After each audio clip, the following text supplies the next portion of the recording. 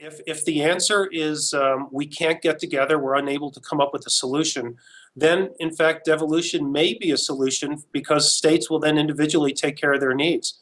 But I maintain that I need every state in the country to have a good transportation system, because I have companies here in Utah that depend on a good functioning road system in Arkansas and Maryland. It's important because we're moving products around the country and around the world. And so I would encourage Congress to define what they want to achieve as a nation with our transportation system. And this is not easy, it's hard, but nothing easy is worth doing anyhow. We need to do the hard things, and I would just encourage Congress to keep at it.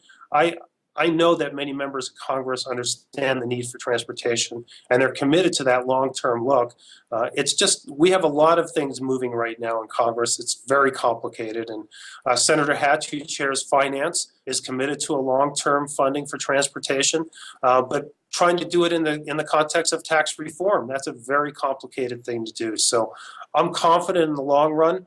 I think the short term, we're going to need to figure out ways to get through the short term so we can start to get to that big picture. I think fundamentally, we have to think about the principles that we want to have behind how to fund transportation.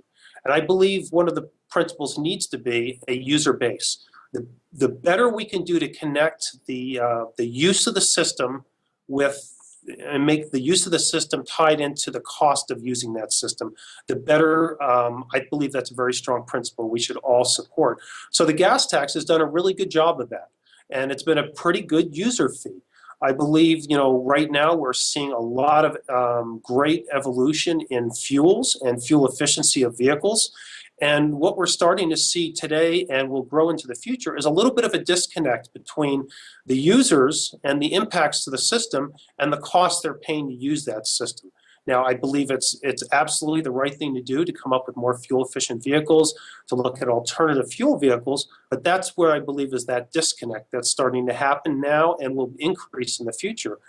So I believe fundamentally in the future we're going to see more of that user base fee is going to be tied more to that direct usage. And I'm very interested in the pilot that Oregon has going on and California has going on right now in that vehicle miles traveled studies that they're doing. Because I think, in the next, I don't know if it's 10, 15, 20 years, that will become the direct user fee that I think is important for the system.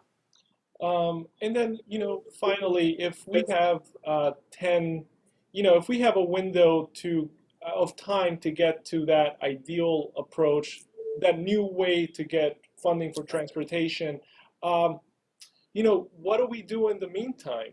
Do we, keep just shifting money from the, general fund? Are states like Utah and others, what do you think is going to happen in the meantime?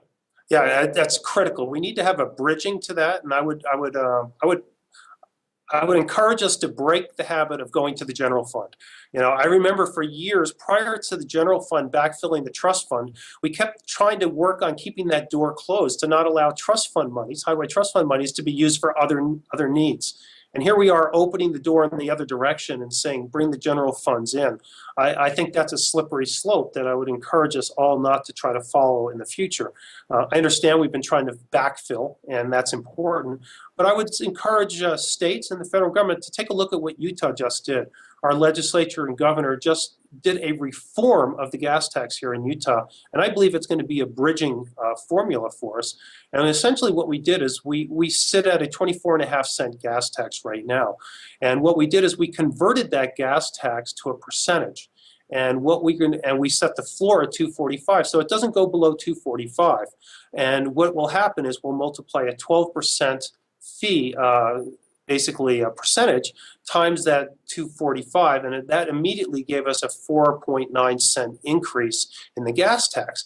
But it's indexed now to the RAC's price. So as the RAC price, the wholesale price of fuel increases, that 12%, as that increases, that 12% will generate more revenue.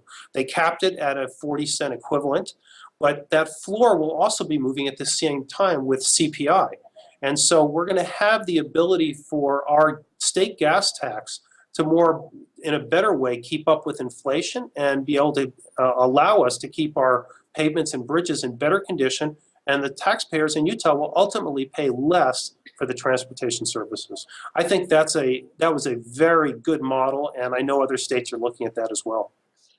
You know, it was amazing because I think it takes time to get there, but I think the trust that the legislature and the public have in the Department of Transportation to get the best return on the public's investment really played a big part in us getting this passed this last session. You know, we're pretty good at saying with these inputs, with this dollar amount, these are the outcomes you're going to see. You know, so we don't increase staff at all. There's no overhead. This is purely going to get product on the road. And when the public sees how their money's being invested and they trust you, I believe they'll make the right decisions to invest because it'll cost them less in the long run.